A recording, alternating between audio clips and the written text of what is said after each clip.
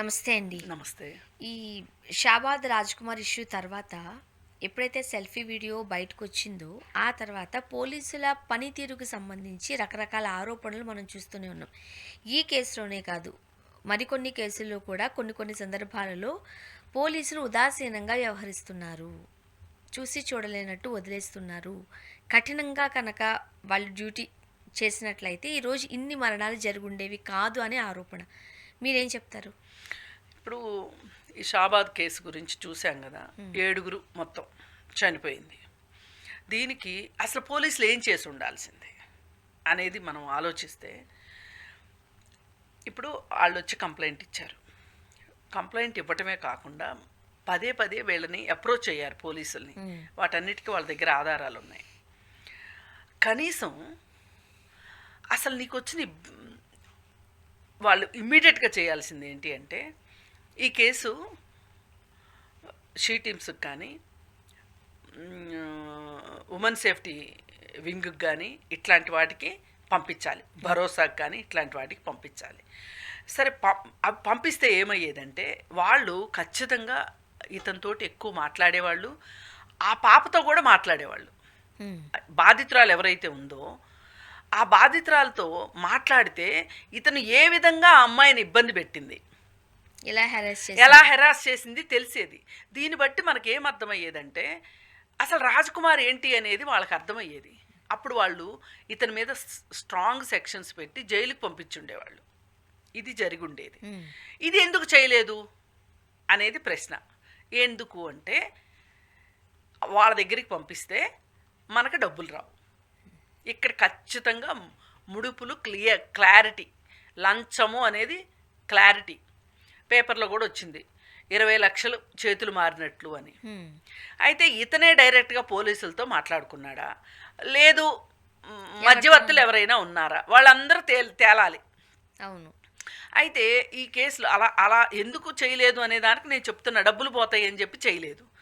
చేయకోకుండా వీళ్ళు తూతూ మంత్రంగా అతనికి స్టేషన్ బెయిల్ ఇచ్చేసేసి కేసు నమోదు చేశారు. వాడు అరెస్ట్ ఎనీ టైం అరెస్ట్ చేయొచ్చేమోనన్న దీంతో వాడు బెయిల్ తీసుకొచ్చుకున్నాడు. వాడికి బెయిల్ ఇచ్చే సందర్భంలో కూడా ఆ పిల్ల మేనమామ అభ్యంతరం వ్యక్తం చేశాడు. మాకు భయంగా ఉంది అతనంటే, అతని నుంచి మాకు అసలు రక్షణ ఉంటుందా, మీరు ఇంత సింపుల్గా వ్యవహరిస్తే అని చెప్పి చెప్పారు. బాధితురాలతో మాట్లాడలేదు, బాధితురాలు తల్లి వస్తే పట్టించుకోలేదు. ఇన్ని చేశారు. వీడు బెయిల్ కూడా తీసుకొచ్చుకున్న తర్వాత వాడు ఇక్కడెక్కడే తిరుగుతున్నాడు అని చెప్పి వీళ్ళు వెళ్ళి కంప్లైంట్ పెట్టారు. కంప్లైంట్ పెడితే దానికి కూడా పెద్దగా వాళ్ళు స్పందించలేదు. మాకు కనిపించట్లేదే, నీకు కనిపించారా, మీకు కనిపిస్తే చెప్పండి, ఎక్కడున్నాడో చెప్పండి, మేము వచ్చి పట్టుకుంటాం. ఇదే పోలీసులు చెప్పేది. దొంగలు పట్టుకోవడం మన పనే, పౌరుల పనే. నిందితులను పట్టుకోవడం పౌరుల పనే. ఇప్పుడు నిన్న హంబుల్గా రిక్వెస్ట్ చేశారు, ఏమని, ఎవరన్నా ఆచూకీ చెప్తే 2 లక్షలు ఇస్తాము అని చెప్పి. అవును.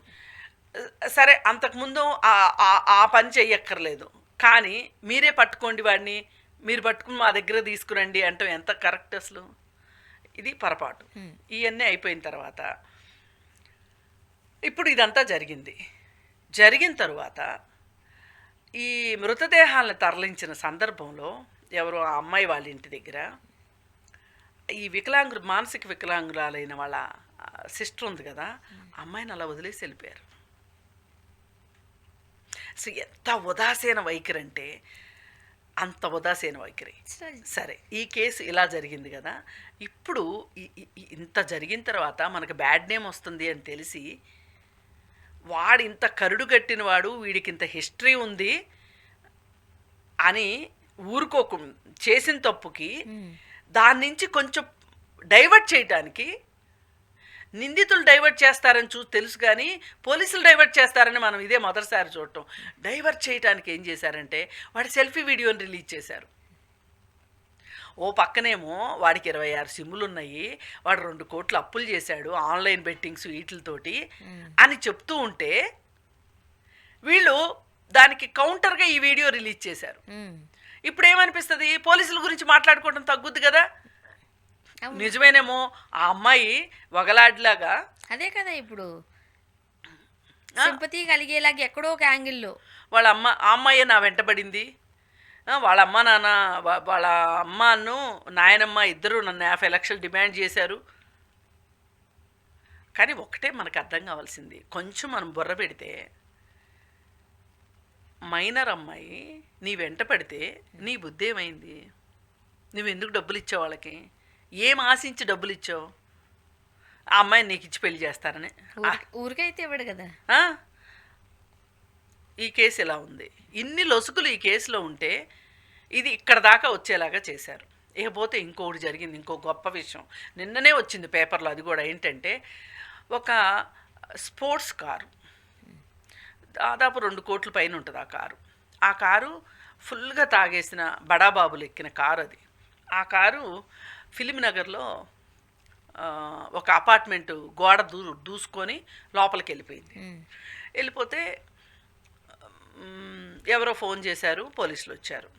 ఈలోపు వీళ్ళు ఎవరికో ఫోన్ చేసుకున్నారు. ఇంకొక కారు వచ్చింది, వీళ్ళని ఎక్కించుకుని వెళ్ళిపోయింది. ఈ మందుబాబుల్ని ఎక్కించుకుని వెళ్ళిపోయింది. ఈలోపు పోలీసులకి ఫోన్లు వచ్చినాయి, వీళ్ళని ఏమి అనొద్దు, వీళ్ళని వదిలేయండి, ఈ కేసు చూసి చూడనట్టు పోండి అని. సరే, ఈలోపు వీళ్ళు మెల్లగా జారుకున్నారు. ఈ కార్ని పోలీస్ స్టేషన్కి పంపిద్దామని చెప్పి రికవరీ వ్యాన్ ఇది ఉంటుంది కదా, ట్రాఫిక్ రికవరీ ఇది ఉంటుంది కదా, దాన్ని పిలిపించారు. పిలిపిస్తే మళ్ళీ ఫోన్ వచ్చింది, ఆ కార్ని పోలీస్ స్టేషన్కి కాదు పలానా చోటకి పంపించండి అని. ఆ కారు ఎక్కడికి వెళ్ళిందో తెలియదు మనకి. పంపించిన వాళ్ళకి తెలుసు, పంపమన్న వాళ్ళకి తెలుసు, కానీ మనకు తెలియదు. మామూలుగా అయితే అది పోలీస్ స్టేషన్లో ఉండాలి. మనం మ్యూజియంలో వస్తువు చూడటానికి వెళ్ళినట్టు వెళ్ళి పోలీస్ స్టేషన్కి వెళ్ళి చూసి వచ్చే పని. ఏది ఆ యాక్సిడెంట్ ఎట్టయింది, ఏమైంది, ఇంత జరిగితే మనుషులు ఎట్టా బతుకున్నారు, ఇవన్నీ చూసి వచ్చేవాళ్ళం. ఆ అవకాశం లేకోకుండా కాదు. ఇప్పుడు మీరు కేసు ఎందుకు నమోదు చేయలేదు అని పోలీసులను అడిగితే వాళ్ళు చెప్పిన వింతైన సమాధానం ఏంటంటే, మాకెవరూ కంప్లైంట్ చేయలేదు, ఆ అపార్ట్మెంట్ వాళ్ళు కంప్లైంట్ చేయలేదు, యాక్సిడెంట్ చేసిన వాళ్ళు కంప్లైంట్ చేయలేదు, కాబట్టి మేము కేసు నమోదు చేయలేదు. పోలీసుల దగ్గర నుంచి వచ్చిన ఆన్సర్. ఇట్లాంటి సందర్భంలో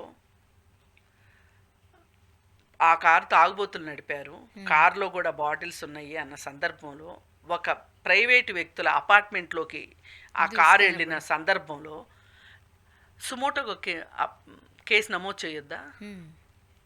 ఎవరు కంప్లైంట్ ఇవ్వక్కర్లే, సుమోటోగా చేయొచ్చు. పైగా ఆ కారు వెళ్ళక ముందే వీళ్ళు చేయాల్సిన పని ఏంటంటే, ఆ కారు ఇంజిన్ నెంబర్ని రాసుకోవాలి. ఇంజిన్ నెంబర్ రాసుకుంటే ఆ కారు ఎవరిదో తెలుస్తుంది. ఇప్పుడు గమ్మత్తు ఏంటంటే, ఇప్పటి వరకు ఇది జరిగి దాదాపు 36 గంటలైంది. నిన్న పొద్దున పేపర్లో వచ్చింది. అంటే నిన్న అర్ధరాత్రి జరుగుంటేనే కదా పేపర్లో వస్తుంది. నిన్న పేపర్లో వస్తే ఈరోజు పేపర్ అంతా నేను చూశాను, ఎక్కడ కనిపించలేదు. ఈ కారు ఎవరిది, ఆ కారు తోలింది ఎవరు, ఏమీ లేదు. ఆ కేసును అట్లా వదిలేశారు. ఇప్పుడు ఇట్లాంటిదే సిమిలర్ కేసు ఒకటి బోధన్ ఎమ్మెల్యే షకీల్ కొడుకు ఇలాగే చేశాడు. చేస్తే ఇట్లాగే ఓ డ్రైవర్ని పిలిచేసేసి, నాన్న నేను యాక్సిడెంట్ చేశాను అనగానే వాళ్ళ నాన్న వేరే కారు పంపించాడు, వాడు వెళ్ళిపోయాడు. ఇక్కడ ఈ గుద్దినోళ్ళేమో చచ్చిపోయారు, అయిపోయింది. ఈ కేసు ఇలా సెటిల్ చేసేసరికి మళ్ళీ ఇంకో చోట చేశాడు, పంజగుట్ట దగ్గర చేస్తే అక్కడ కూడా పోలీసులు మాఫీ చేయడానికి ప్రయత్నం చేశారు. చేస్తే ఆ ఎమ్మెల్యే గారు ఇచ్చిన డబ్బులు వాటాల పంపకాల్లో తేడాలు వచ్చి ఎవరో బయట పెట్టారు ఈ కేసు. ఈ తండ్రి ఏం చేశాడు, వెంటనే దుబాయ్కి పంపించేశాడు కొడుకుని. చచ్చినట్టు 1.5 సంవత్సరం తర్వాత దుబాయ్ నుంచి తీసుకుని వచ్చి పోలీసులకు సరెండర్ చేయాల్సి వచ్చింది. ఇట్లాంటి విషయాలు చెప్పేగా మీరు అధికారంలోకి వచ్చారు. ఇవాళ మీ పోలీసులు ఇదే పని చేస్తుంటే మీరేం చేస్తున్నారు? సరే, ఈ కథ ఎట్లా ఉంటే, ఇంకొక పెద్ద మనిషి ఏఎస్ఐ అంట, తిరుపతి అంట ఆయన పేరు, గంధంగూడ సైడు 7 ఏళ్ల మనవరాల చేత కారు డ్రైవింగ్ చేయించాడు. కారు డ్రైవింగ్ చేయించింది చాలనట్టు దాన్ని వీడియో తీసి సోషల్ మీడియాలో పెట్టారు. మామూలుగా మన చట్టాలు ఏం చెప్తున్నాయి, మైనర్లు వాహనాలు నడిపితే ఆ తల్లిదండ్రుల్ని పనిష్ చెయ్యాలి అని చట్టం ఉంది అని పిలుస్తారు, కౌన్సిలింగ్ ఇస్తారు కదా. ఒకవేళ వాళ్ళు యాక్సిడెంట్ చేస్తే శిక్షలు తల్లిదండ్రులకు పడతాయి, ఇవన్నీ ఉన్నాయి కదా. అసలు ఒక పోలీస్కి ఈ మాత్రం జ్ఞానం లేదు అంటే 7 సంవత్సరాల పాపతోటి, మైనర్ పాపతోటి డ్రైవింగ్ చేయించటం అనేది ఎంత నిర్లక్ష్యం. అంటే పోలీసులు మనల్ని ఎవరేం చేయలేరు, మన చేతిలో ఉంది, అంతా చట్టం మన చేతిలో ఉంది, మన ఎవరు ఏం చేయలేరు అని. మరి ఈ విధంగా పోలీసులు ఉంటే ఇవాళ ఈ పోలీసుల వైఖరి గురించి ఇన్ని విమర్శలు వస్తూ ఉంటే ప్రభుత్వానికి చీమను గుట్టినట్లేదు. పైగా సీఎం గారే హోమ్ కూడా పెట్టుకున్నాడు. ఆయనకి ఎందుకు హోము? విద్యాశాఖ ఆయనే పెట్టుకున్నాడు, హోము ఆయనే పెట్టుకున్నాడు. దీనివల్ల పనిభారం పెరుగుతుంది కదా, సమీక్షించడానికి ఎక్కడ టైం దొరుకుతుంది?